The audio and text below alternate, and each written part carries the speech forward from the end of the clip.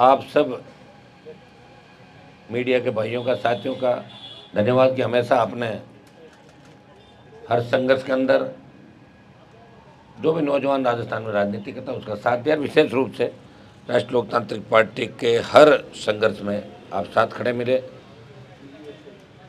राजस्थान के अंदर आज शुरुआत करेंगे हम महिला अत्याचार से। थाना गाजी के दलित युवती के वीडियो के बाद जिस तरह प्रतापगढ़ के अंदर दरियावद में निर्वस्त्र करके एक आदिवासी महिला को घुमाया जाता है और 3 दिन तक पुलिस को पता नहीं लगता, तो बीट प्रणाली की जो पुलिस बड़ी बड़ी बात करती है और भारतीय जनता पार्टी वहाँ जाती है एक फॉर्मेलिटी पूरी करने के लिए, और उसके बाद बीजेपी का कोई बयान नहीं आता। गृह मंत्री डूंगरपुर बांसवाड़ा के अंदर एक कार्यक्रम में शायद वहाँ जाते हैं और उनको ये याद नहीं रहता कि जिसको पार्टी स्टैंड बना रही वहाँ उस पीड़िता का घर वहाँ से बहुत नज़दीक था। उसके बाद प्रियंका गांधी भी राजस्थान के अंदर आती है, लेकिन उसको कोई याद नहीं करता। और उत्तर प्रदेश के चुनाव के अंदर इन लोगों ने इस को मुद्दा बनाया था, प्रियंका गांधी इन लोगों ने। तो यहाँ आप जो हालात देख रहे हो राजस्थान का, मिला जुली का खेल है राजस्थान में। अपराध में राजस्थान 1 नंबर आ गया। अभी मुख्यमंत्री जी कह रहे थे कि अभी 1 नंबर नहीं, अभी तो थोड़ा पीछे है, तो शायद इन्होंने प्रण कर लिया कि 1 नंबर ला के छोड़ेंगे। विपक्ष राजस्थान में नजर नहीं आ रहा है। सड़क से लेके सदन तक, विधानसभा और लोकसभा तक अगर कोई लड़ाई लड़ रहा है तो राष्ट्रीय लोकतांत्रिक पार्टी लड़ रही है। जिस तरह एक तरफ देश महिला आरक्षण की बात कर रहा है, मैं भी पार्लियामेंट के अंदर ही था जब महिला आरक्षण का बिल पारित हुआ। दुर्भाग्य से देखिए, आनन फानन में विशेष सत्र बुलाया, सारे एमपी भागे, कोई ये डर रहा था चुनाव साथ नहीं हो जाए, किसके दल को किसी चीज़ की चिंता थी। और हुआ क्या, ऑल पार्टी मीटिंग में एजेंडा नहीं रखा पहले दिन जो बुलाई थी, और बिल लेके आए महिला आरक्षण 33%। और बिल के अंदर ये लिखा कि जो आपकी जनगणना है वो कराएंगे, और जनगणना के बाद जो डिलिमिटेशन है फ्रीज कर रखा है 26 तक, उस डिलिमिटेशन के बाद हम इसको लाएंगे। तो पास अभी कराने की आवश्यकता थी, वो तो फिर 33 तक गया। मैंने कहा था लोकसभा में 33, 47, 52, 56 कब लाओगे, ये तो बताओ, एक तारीख तो बताओ, कुछ टाइम लेके आ जाएंगे। और अगर आपको इतनी चिंता थी महिलाओं की, तो 2014 में जब आपकी सरकार बनी तो ये तो इसमें तो सारे दल सहमत थे। सर्वदलीय बैठक में भी बात हुई कि हम सब सहमत हैं, सब महिला आरक्षण का सब दलों ने प्रयास किया था जब 1989 से के बाद। लेकिन लोगों के अंदर एक जुमला छोड़ना जो बीजेपी की आदत है, काम कम करना और उसका प्रचार प्रसार ज़्यादा करना। क्योंकि कांग्रेस देश में सबसे बड़ी पार्टी का जो स्वरूप है वो भी खो दिया कांग्रेस पार्टी ने। आज लोकसभा के अंदर प्रतिपक्ष का कोई नेता नहीं है, विपक्ष का नेता नहीं है। जो अधीर रंजन चौधरी वो सिर्फ कांग्रेस पार्टी के नेता, सबसे बड़े दल के नेता, क्योंकि विपक्ष का जो वो संख्या कांग्रेस की नहीं आई जिसे नेता प्रतिपक्ष का उनको दर्जा मिलता। ये दुर्भाग्य है। और ये स्थिति हो गई कांग्रेस पार्टी की कि उन्हें INDA बनाना पड़ा, कितने दल उसके अंदर साथ है। और बीजेपी सत्ता में अंदर आई, सत्ता के अंदर आई तो NDA के मार्फत आई। तमाम देश के छोटे स्टेट के जो पॉलिटिकल छोटी पार्टियां थी उनके कंधे पे बंदूक रख के उन्होंने धीरे धीरे अपना बढ़ाया, और जैसे ही काम निकला यूज एंड थ्रो। अभी भी भारतीय जनता पार्टी के अंदर देश में दम नहीं है कि अपने बूते पे सरकार बना सके, और कांग्रेस तो बहुत पीछे चली गई। और मुझे लगता है कि INDA का जो आपका प्रधानमंत्री का चेहरा होगा वो भी कोई और होगा। अभी बात हम राजस्थान की कर रहे हैं। बढ़ते हुए अपराध राजस्थान का तो खुलेआम नेता, पत्रकार, पुलिस, आए दिन हमले, कोर्ट के अंदर हमले, पुलिस कस्टडी के अंदर हमले। आप देखिए अभी जो टोल नाके में भरतपुर के अंदर हुआ, मैं कह रहा हूँ पुलिस कर्मियों पर हमले। ऐसे बहुत से ब्लाइंड मर्डर राजस्थान के अंदर जो नहीं खुले। आप हर जगह के DG क्राइम को भेज देंगे, ये हो जाएगा, होगा क्या भाई, आपका सिस्टम ही छट गया। 25 साल से ही व्यवस्था राजस्थान में जो बनी है, कोई न कोई कारण था। ये वही राजस्थान था जब लोग अपने बच्चों को पढ़ाने के लिए बाहर से आते थे, जब हम स्कूल कॉलेज में पढ़ते थे तो जयपुर का कितना बड़ा क्रेज था, हमारी यूनिवर्सिटी का कितना क्रेज था, हमारे स्कूल का कितना था, अजमेर का मेयो जो वर्ल्ड से बच्चे पढ़ने के लिए आते थे। दुर्भाग्य से राजस्थान में लोग बच्चों को पढ़ाने नहीं भेजते क्योंकि अपराधियों का गढ़ बन गया, गैंगवार का गढ़ बन गया। किस तरह राजनेता संरक्षण दे रहे हैं अपराधियों को, आप देखिए माफिया को किसने पनपाया, राजनेताओं ने। और ये कब से शुरू हुआ, 1998 से अशोक गहलोत आए, फिर वसुंधरा आई, फिर गहलोत आए, फिर वसुंधरा आई, फिर गहलोत आए, और लगातार चलता रहा। और अशोक गहलोत ने खुद ही स्वीकार किया कि उनकी जब सरकार गिर रही थी तो वसुंधरा ने उनकी सरकार बचाई। जो मिलाजुली के खेल का मैं आरोप लगा रहा था वो मुख्यमंत्री ने खुद इस बात की पुष्टि की। गैंगवार की घटनाओं से नौजवान कलम की जगह हाथ में बंदूक लेके चला और नशे की प्रवृत्ति के अंदर राजस्थान का नौजवान डूब रहा है। आज अखबार उठा के हम देखेंगे, सोशल मीडिया या इस आपके इलेक्ट्रॉनिक मीडिया पे खबर चलेगी तो अपराध में राजस्थान बहुत आगे बढ़ रहा है। महिला अपराध के अंदर, दूसरा अपराध के अंदर हमें बेमुक्त अपराध मुक्त राजस्थान करना है। कौन करेगा आप बताओ मुझे।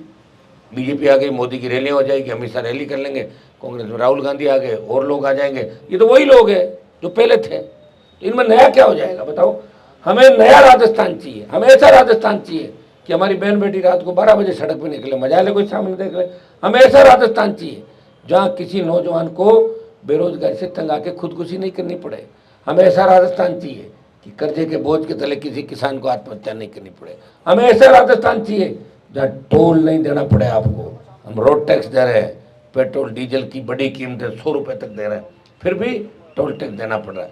हमें ऐसा राजस्थान चाहिए जब मजबूत लोकायुक्त हो, सशक्त लोकायुक्त हो, लोकायुक्त को मुख्यमंत्री के खिलाफ एफआईआर दर्ज करने में और पर संज्ञान लेने के अंदर जरा सी भी झिझक नहीं हो, वो बुला सके।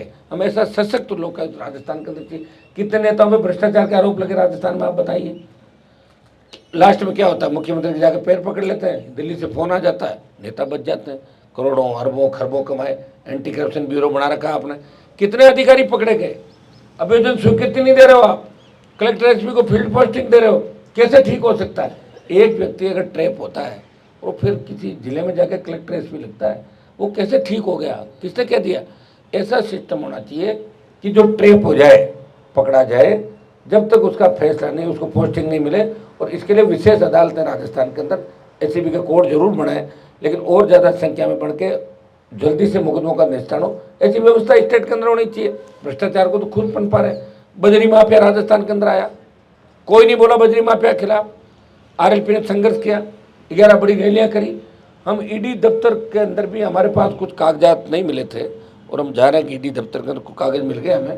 कांग्रेस बीजेपी के नेताओं ने बजरी माफिया को पनपाया और आपको सबको पता किसके साथ बैठता है, किसके साथ उठता है, क्या करता है, क्या नहीं करता।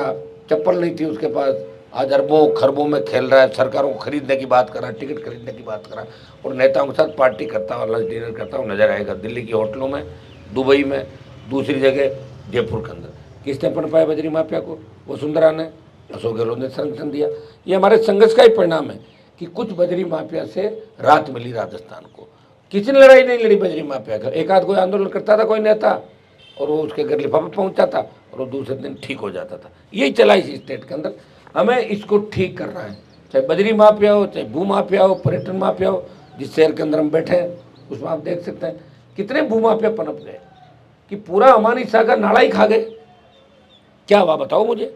मैं मेरा कह सकता हूँ, मैं अगर सरकार के नज़दीक रहा, ये सारे माफिया जेलों के अंदर होंगे। आज किसान की जो दुर्दशा है, फसल बीमा, आप देखिए इस बार बेमौसम बारिश बरसात हो रही है, अभी बारिश हो रही है।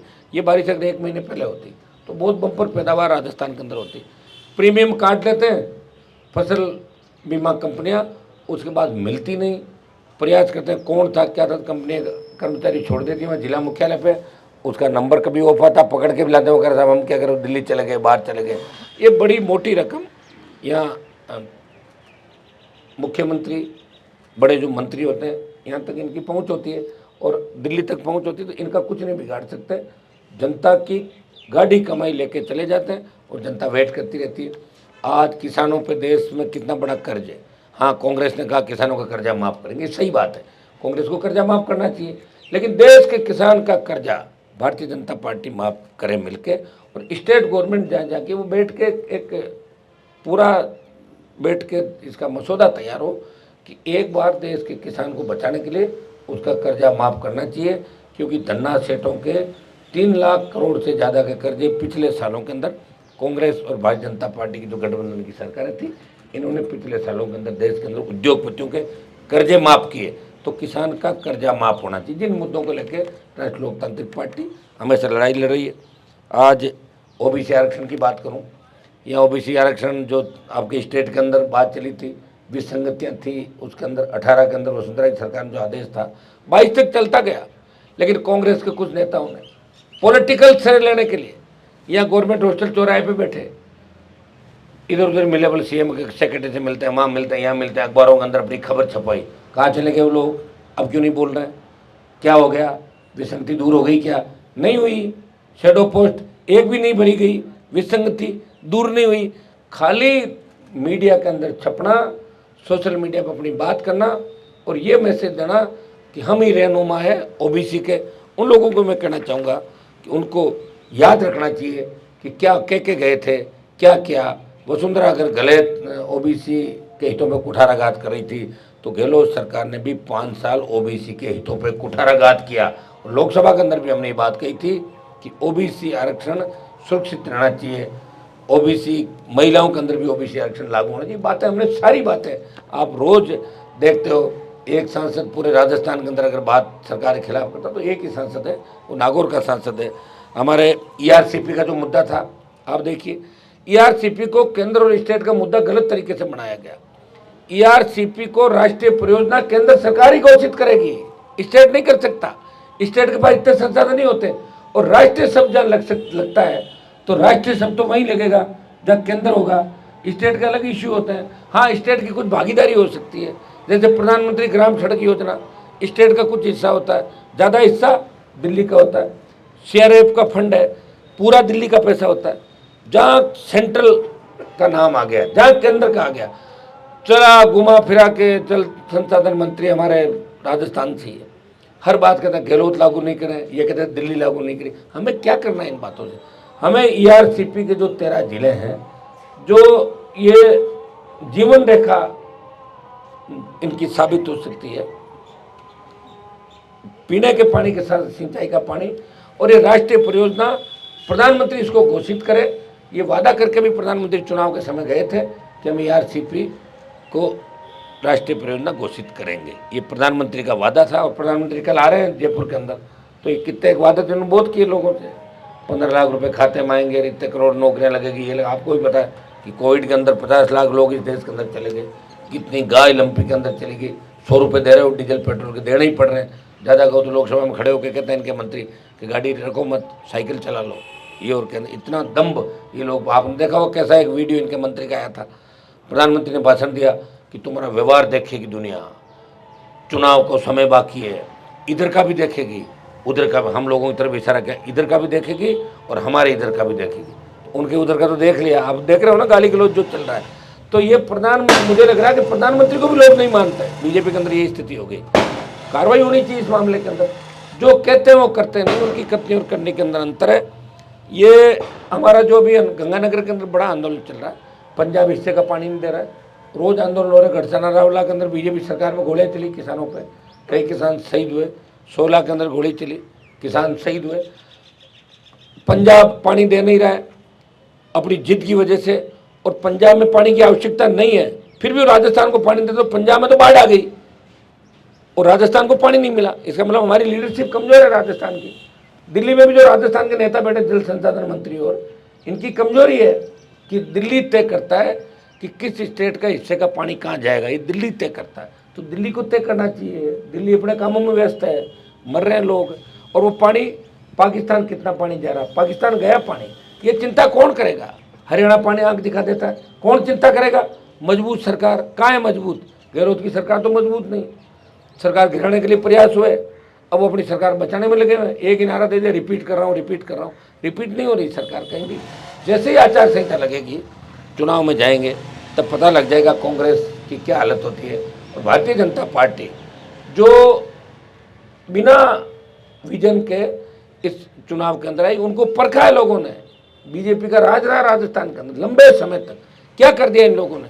उस चीज़ को भी राजस्थान का जवान बुरा नहीं पा रहा। इस बार सबसे ज़्यादा जवान राजस्थान में वोट करेगा। नया वोट जो जुड़ा है उसकी संख्या 60 से 80 लाख के बीच में। जब 4 अक्टूबर को अंतिम मतदाता सूची प्रकाशित होगी तब आप देखना जो नया वोट होगा वो पहली बार राजस्थान में ऐसी पार्टी को वोट करना चाहेगा जिस पे दाग नहीं है, जो लड़ रही है भ्रष्टाचार के खिलाफ, संघर्ष कर रही है सड़क से लेकर सदन तक। वो ऐसे पार्टी और ऐसे नेताओं को पसंद करेंगे। और एक हमारे जो उद्योग है इनके अंदर स्थानीय लोगों को रोजगार की बात हम रोज उठा रहे हैं। स्टेट एक बार चालू करे, शुरुआत करे। बाड़मेर के तेल के कुओं से लेके का आपकी रिफाइनरी बन रही है और भिवाड़ी तक कितनी सीमेंट कंपनियां नहीं आ गई।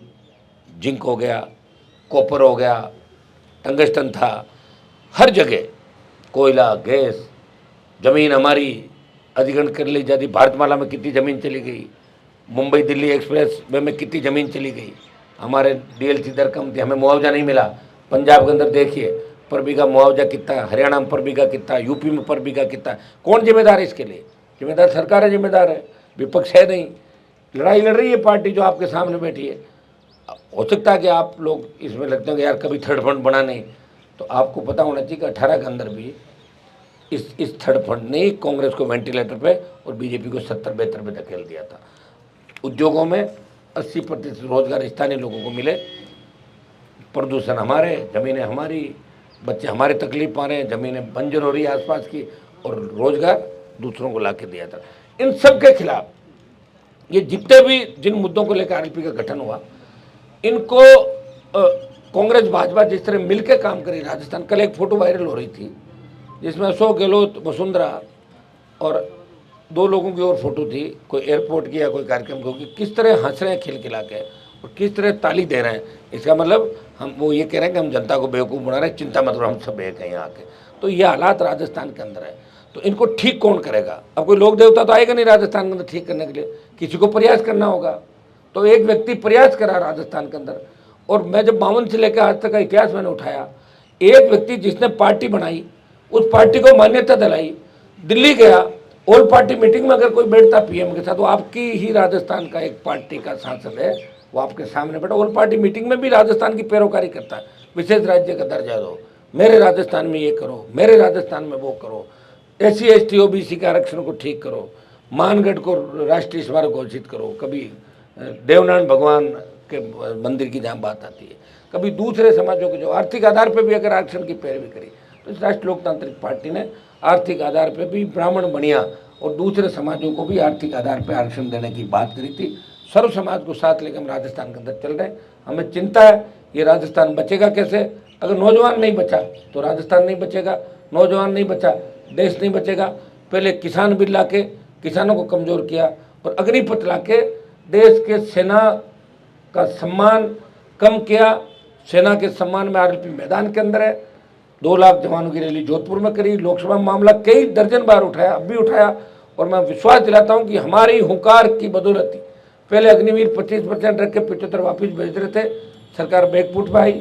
अब 50% अग्निवीरों को फौज में एडजस्ट करेंगे और 50% वापस आएंगे। लेकिन चुनाव से पहले हम एक बड़ा रेला दिल्ली की ओर कूच करेंगे, 1 लाख से ज़्यादा जवान, और हम कोशिश करेंगे कि मोदी सरकार इस अग्निपथ को वापस ले।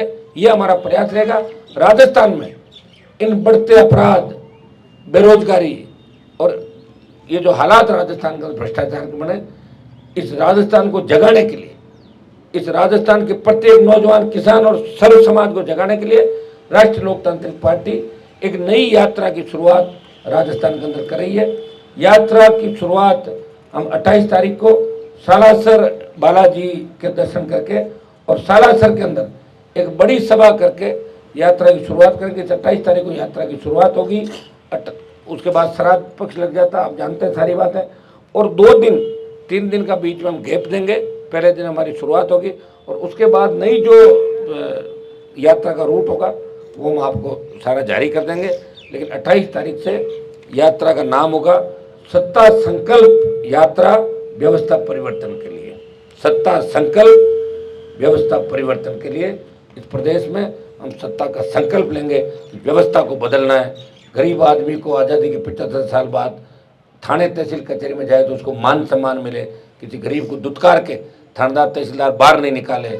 ये जो एक लुटेरी टीम बनी हुई देश प्रदेश के अंदर, काला धन वापस लाने की बात चली, कौन सा काला धन आ गया वापस बताओ मुझे? 1 रुपया नहीं आया। हाँ, ये होता था पहले चोरी ज़्यादा लोग करते थे, अब अडानी अंबानी और 5, 10, 15, 20, 50 लोग हैं जो देश के अंदर हर काम उनको मिल जाता है, दूसरे लोग बेरोजगार हो गए। ये हालात आप देख रहे हो। तो हम चाहते हैं कि देश के हालात बदले और उसकी शुरुआत इस राजस्थान प्रदेश से हम कर रहे हैं। हमारी यात्रा का नाम होगा सत्ता संकल्प यात्रा। व्यवस्था परिवर्तन के लिए हम प्रयास करेंगे कि सत्ता पे कब्जा करें। सत्ता के बिना व्यवस्था नहीं बदलती और हम चाहते हैं कि सत्ता जब बदलेगी जब राजस्थान का जवान किसान सर्व समाज इस बार ये तय करेगा कि हमें राजस्थान को बचाने के लिए दोनों पार्टियों को घर बिठाना है और नई सरकार राजस्थान के अंदर बनानी। ये हम 28 तारीख से यात्रा की शुरुआत सालासर बालाजी के दर्शन करके और सालासर में सभा करेंगे और बाकी जो कार्यक्रम है वो हम जारी कर देंगे। हमारी प्रदेश की टीम का ऐलान भी 1-2 दिन के अंदर कर देंगे। हमारा जो स्वच्छता अभियान चला, स्वच्छता से सत्ता की ओर जो नारा दिया था, उसमें 1 महीने के अंदर जो सच्चे बने, जिस तरह बच्चों ने बाइक साइकिल गाड़ियों से खुद जा के सच्चे बनाए, शायद कोई पार्टी 1 महीने में इतने सच्चे नहीं बना सकती जितना राष्ट्रीय लोकतांत्रिक पार्टी ने। वो संख्या 20 लाख से ज़्यादा 1 महीने के अंदर राजस्थान में करके दिखा दी। एक नया इतिहास इस राजस्थान के अंदर अगर किसी ने बनाया तो आरएलपी के जवानों ने और आरएलपी पार्टी के परिवार ने बनाया। बधाई दूंगा और आरएलपी परिवार को, सब लोगों को, मेरे तीनों विधायकों को कि इन्होंने विधानसभा के अंदर मजबूती से हमेशा अपना पक्ष रखा और लड़ते रहे। जहाँ भी इनको बता दिया, चाहे आदिवासी बेल्ट में बता दिया, कहीं भी बता दिया, ये चले गए, प्रयास किया, उठे जब सरकार ने मांगे माने। ये आरएलपी पार्टी का आगामी एजेंडा हमारा रहेगा और उसके बाद हम राजस्थान के अंदर जो जगह जगह संघर्ष हमारे चल रहे हैं वो हमारे जारी रहेंगे। हनुमान जी, एक सवाल है मेरा। अभी आपने महिला हक की बात करी, अभी एक हनुमान जी आपने महिला हक की बात करी, आपके पार्टी में कितने % महिलाओं को पदाधिकारी बनाया गया? एक तो ये सवाल है। दूसरा, चुनाव 3 में से 1 MLA है ना महिला, तो कितना % आप जोड़ लो? 33 पदाधिकारी की बात करी। पदाधिकारी होंगे हमारे करीब। अब तो पार्टी की जो प्रदेश टीम है ना, अभी आपको क्या करूँ, घोषित कर रहा हूँ, होगी तो घोषित, वो तो भंग कर दी पहले। राजस्थान में चुनाव में अपनी पार्टी किस करोड़ बैठेगी सर? किस करोड़ बैठेगी मतलब? तीसरा फ्रंट बनेगा या किसी के साथ? तीसरा तो बन ही गया और हम चाहते हैं कि पहला फ्रंट बने राजस्थान के अंदर और एक पार्टी 3rd नंबर जाएगी कांग्रेस बीजेपी के अंदर। आप देखिए जब हम यात्रा पर निकलेंगे, अभी जैसे आपके नड्डा जी की यात्रा निकलती है, टेंट खाली, कुर्सियाँ खाली, पकड़ के ला रहे लोगों, भैया आजा फोटो खिंचा ले, भैया आजा फोटो खिंचा ले। तुम कौन हो? दूर खड़े लोग रहे साहब फोटो नहीं खिंचाएंगे। 5000 की भीड़ नहीं कर पा रहे बेचारे, पूरे संसाधन लगा रखे हैं इनके पास, तो हाईटेक सिस्टम है, सारा आपको पता कहाँ से आता है क्या आता है। कांग्रेस भी निकाल रही है, आप देख लेना जब फील्ड में उतरे तो आपको सारी बात आ जाएगी कि जन समर्थन किसको मिल रहा है राजस्थान के अंदर, और जिसको जन समर्थन मिलेगा वही सत्ता पे कब्जा करेगा और सत्ता इस बार राष्ट्रीय लोकतांत्रिक पार्टी की।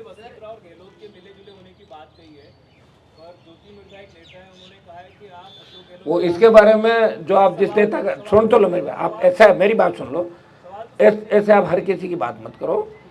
उसके बारे में जिसका आप नाम ले रहे हो ना, 3, 4, 5 बार अगर कोई मेरे सामने हार जाए, बार आप उसका नाम लो, वसुंधरा गहलोत की बात करो और कोई बड़ा, उसके बारे में इंदिरा बावरी जी जवाब दे देंगे आपके। लो आप बताएं, आप बात बता दो आप लोग।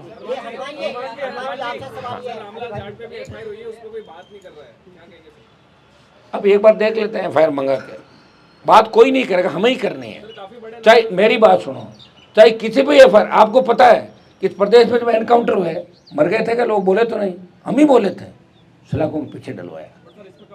बोल देंगे ना भाई आज ही तो सारी बात, एक व्यक्ति बोल रहा, ऐसे मत करो आप।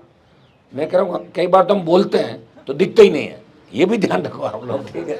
कि बोलोगे कि बोलो, रोज ही बोलता हूँ मैं तो। हनुमान जी, मेरा सवाल ये है, ये हनुमान जी इधर देखो, हनुमान जी इधर देखो आप सबसे लास्ट में। हाँ मेरा सवाल सबसे लास्ट में मेरा क्या? कांग्रेस भारतीय जनता पार्टी से कोई गठबंधन नहीं होगा। हाँ, गठबंधन के दरवाजे खुले BSP के लिए, BAP के लिए, BTP के लिए।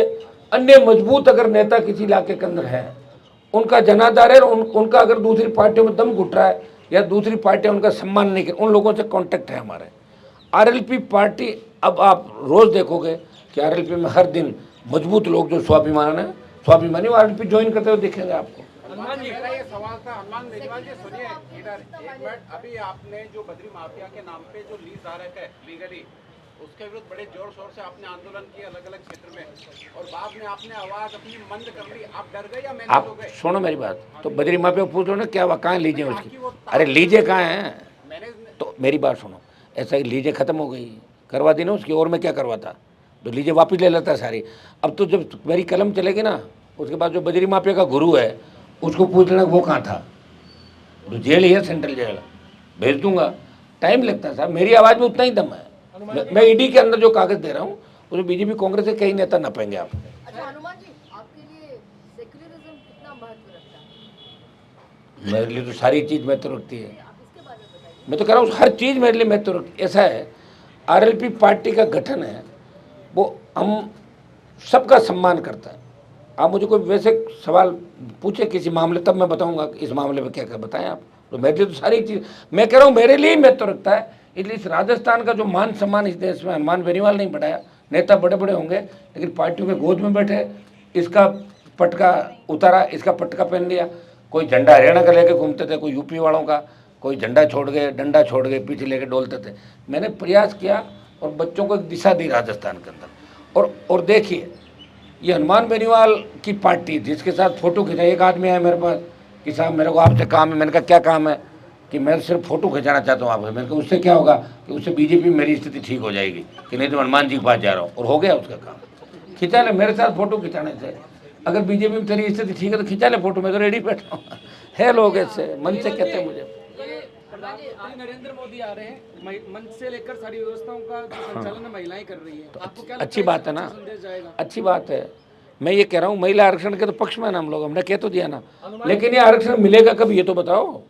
मैं तो ये कहता हूँ मोदी को कल ये कहना चाहिए कि भाई अभी आरक्षण जो बिल पारित हुआ है उसमें शर्तें हैं, वो 15 साल 20 साल 25 साल, ये तो प्रधानमंत्री के हाथ में। कल उनको कहना चाहिए कि 66 टिकट हम देंगे, 33 दूना 66, और ओबीसी का भी लाके, क्योंकि वहाँ लागू नहीं हुआ ओबीसी का, एमएलए एमपी में ओबीसी का आरक्षण लागू नहीं है, इसलिए महिला में भी नहीं है।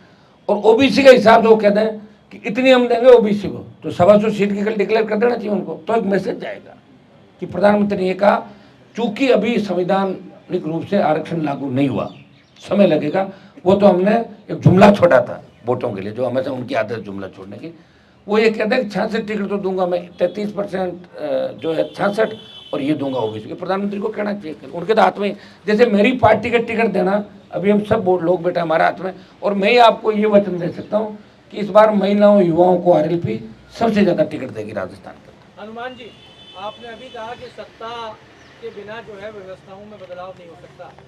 सत्ता पाने के लिए राजस्थान में कांग्रेस को देखें तो उनका राष्ट्रीय नेतृत्व पूरा यहाँ मौजूद है। प्रधानमंत्री यहाँ आ रहे हैं, आम आदमी पार्टी से भगवंत मान केजरीवाल राजस्थान में दौरे कर रहे हैं, चौटाला तक राजस्थान की चाबी बनने की बात कर रहे हैं। ऐसी स्थिति के अंदर आरएलपी जो इतनी बड़ी बात कर रही है, कहीं ये सपने जैसा तो नहीं हो जाएगा, या आप इसको कैसे मैनेज करोगे? उसका कारण आप ये भी है कि यहाँ राजस्थान के अंदर कभी ये प्रयास किसी ने किया नहीं, प्रयोग किया नहीं, और हर बार लोगों को सफलता मिली। यार यहाँ के नेताओं ने हमेशा धोखा दिया पब्लिक को। कोई कहता था मैं पार्टी बनाऊंगा, पता लगा पार्टी तो बनी हुई थी, दूसरा नाम ले आए, नहीं बनी पार्टी किसी से। कभी पार्टी बनाई तो 1 महीने बाद उसका विलय हो गया। तो ये आपका सवाल वाजिब है कि अभी जो राजस्थान के लिए गीत गाए जाते हैं, वीरों की धरती सूरा रेर मीठा मोरा री, वो तो अभी ही पता लगेगा। आप अगर मुझे निकाल दो तो क्या है दिल्ली में आपके पास 24 आदमी है जो डांट खाते हैं मोदी से। प्रधानमंत्री ये और कहता है चुपचाप चले जाना, शुक्रवार के बाद मत दिखना, यहाँ पे जाओ अपने अपने एरिया में। ये तो मैं बैठा हूँ तो इज्जत तो लेके बैठा हूँ इस स्टेट की। पार्टी बना के जितने भी देश में ये लोग आप जिन जिन का नाम ले रहे हो घूम रहे हैं यहाँ पे, क्यों घूम रहे हैं, लेकिन उनकी हवा नहीं बन रही है। आप पार्टी की हवा क्यों नहीं बनी आप भी जानते हो। हनुमान बेनीवाल की आरएलपी पार्टी किसान जवानों की पार्टी है। यहाँ हर किसी का स्टेशन नहीं लगने वाला। यहाँ राजस्थान में आरएलपी इस बार बहुत मजबूती के साथ, मैं ये तो नहीं कह सकता सीटें कितनी आएगी, लेकिन एक पार्टी 3rd नंबर पे कांग्रेस बीजेपी में राजस्थान के अंदर चली जाएगी।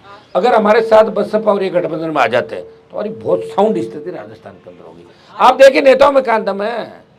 जो बड़े बड़े नेता, बड़े बाप के बेटे, बड़े बड़े पदों पर बात करते थे ना, बड़ी बड़ी, क्या हुआ, सरेंडर हो गए, बिगी बिल्ली बन गए सारे सारे। तो मैं तो लड़ तो रहा हूँ। आप ये मत पूछो भगत सिंह अगर ये सोचता कि मेरे फांसी पे चढ़ने से मैं क्यों चढ़ूं, मैं कौन सा पीएम बन रहा हूँ, प्रधानमंत्री नेहरू बना था। लड़ाई लड़नी है मुझे राजस्थान के लिए, ताकि आपको बाहर लोग ये नहीं कहे कि वही राजस्थान है जो कांग्रेस बीजेपी वोट डालता था। उत्तर प्रदेश, हरियाणा, पंजाब, बिहार, झारखंड, छत्तीसगढ़, क्षेत्रीय पार्टियां किस तरह ताकतवरों के उभरती है। इस राजस्थान का मान सम्मान कैसे बढ़े, ये हनुमान बेनीवाल लड़ाई लड़ रहा है। मैं तो 3 में मिनिस्टर बन जाता, वसुंधरा से मेरा क्या झगड़ा था, बन जाता मंत्री, खाली हाथ ही जोड़ देते जाके, जो दूसरे लोग कर रहे हैं ये काम। लेकिन वसुंधरा को भी याद दिला दिया, एक हनुमान आया और वसुंधरा को डगमग कर दिया पूरा ही, पता ही नहीं चल रहा कहाँ गई वसुंधरा जी, दिख रहा है आपको? कहीं नहीं है भाई, ये लड़ाई मेरी थी। आप क्या सोच रहे हो गजेंद्र शेखावत और उन लोगों ने वसुंधरा को आउट किया, उसका क्रेज ही खत्म कर दिया पब्लिक में। जिसका क्रेज खत्म, आउट, तो क्रेज हमने खत्म किया वसुंधरा। आरएलपी कितने सीट पे लड़ेगी सर? मैं कह रहा हूँ गठबंधन नहीं होगा तो 200 पे, और गठबंधन हो गया जिनसे चाह रहे हैं, अभी बता दिया मैंने नाम कांग्रेस बीजेपी के अलावा, तो अम्बेडकर टेबल टॉक हो जाएगी। जिनका जहाँ जितना प्रभाव है वहाँ उनको सीटें उस हिसाब से मिल जाएगी। हमारे सीटों का झगड़ा नहीं, वो जब गठबंधन होगा जब बता देंगे आपको। हनुमान जी आप पूछ लो आप। अभी बता दिया मैंने, बीएसपी, बीएपी, बीटीपी और अन्य छोटे दल, अन्य वो मजबूत नेता, अगर कोई हमें लगेगा कि निर्दलीय व्यक्ति गठबंधन नहीं करना चाहता, ये कांग्रेस बीजेपी को हरा रहा है, सपोर्ट कर देंगे, हमारे क्या फर्क पड़ता है। किया था ना हमने दरियावत के अंदर। हाँ जी, मेरा जब 2 सवाल है, सुन लो।